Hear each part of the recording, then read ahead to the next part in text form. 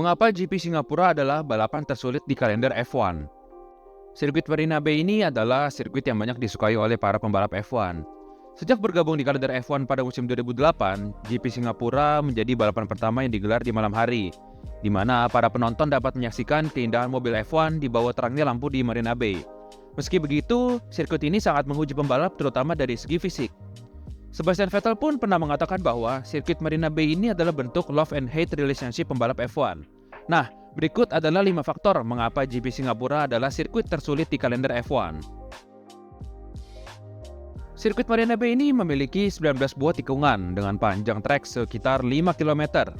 Sirkuit ini didesain untuk balapan low speed dan medium speed dengan memiliki lurusan yang tidak terlalu banyak, yakni hanya memiliki 4-5 lurusan.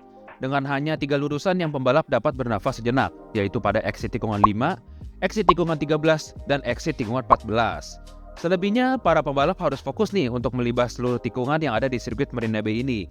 Satu kesalahan saja langsung ada tembok yang akan menghukum para driver, jadi tidak ada ruang untuk melakukan kesalahan di sirkuit Marina Bay. Karena sirkuit Marina Bay ini merupakan sirkuit jalanan, maka permukaan trek tersebut akan bumpy atau bergelombang, sama seperti di sirkuit jalanan lainnya. Dengan adanya bump tersebut, maka akan menguji konsentrasi pembalap dan fisik para pembalap. Pembalap F1 juga menyebutkan bahwa sirkuit Singapura ini setiap tahunnya memiliki grip yang berbeda, dikarenakan sirkuit ini pasti mengalami pengaspalan ulang dan juga dilalui oleh mobil-mobil pada setiap harinya.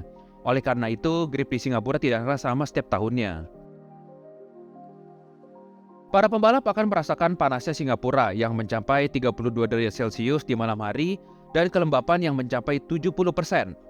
Sebelum masuk ke kokpit mobil yang lebih panas lagi, para pembalap pastinya meminum banyak cairan dan minuman elektrolit untuk mencegah dehidrasi. Dan mayoritas pembalap F1 akan menggunakan rompi es yang digunakan sebelum balapan untuk membantu menjaga tubuh tetap dingin, sebelum menempuh balapan yang layaknya sauna selama 2 jam. Lewis Hamilton pernah mengatakan bahwa balapan di sirkuit Singapura sama seperti olahraga di gym, namun menggunakan jaket sauna.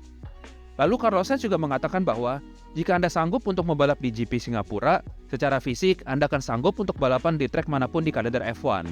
Para pembalap juga akan kehilangan sekitar 3 kg berat tubuhnya akibat kehilangan cairan dan juga dehidrasi.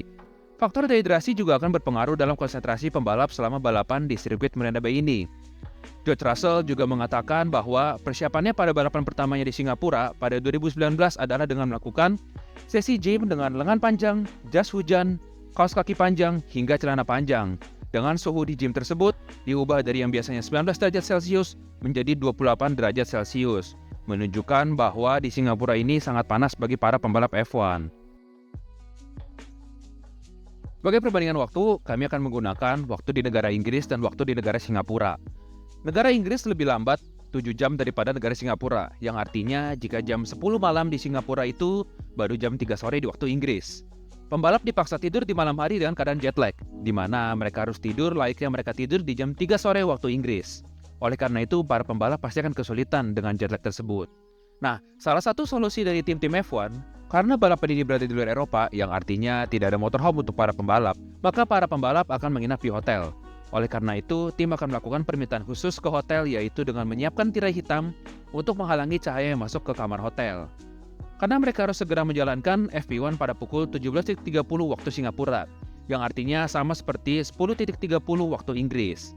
Sebagai contoh, pada saat balapan di Eropa, pembalap akan melakukan FP1 kurang lebih sekitar jam 1 waktu di Inggris, yang artinya pembalap harus memiliki tidur yang cukup untuk dapat fit di saat balapan di GP Singapura ini.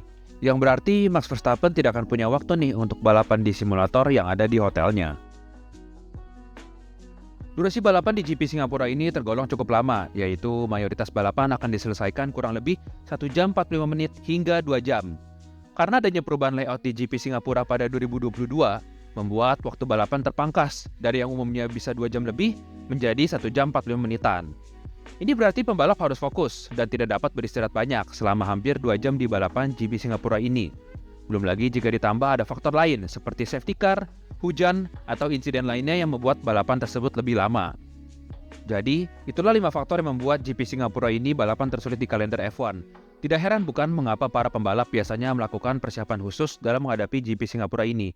Jika kalian ingin konten-konten seperti ini, tulis di kolom komentar ya kalian ingin kami bahas konten apa lagi. Jangan lupa like, komen, dan subscribe untuk konten F1 lainnya.